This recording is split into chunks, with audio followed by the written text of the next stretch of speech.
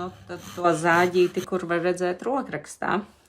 Ja mazais burts tiek rakstīts šādi ar šo garo kājiņu, pieņemsim arī savienojumā, tas arī būs, bet šis viens vēl to nedod zāģēšanu. Tā ir upuru pozīcija, tur vainas apziņas ieviešana otram, bet ja klāt nāk V-burts ar šādu sākumu,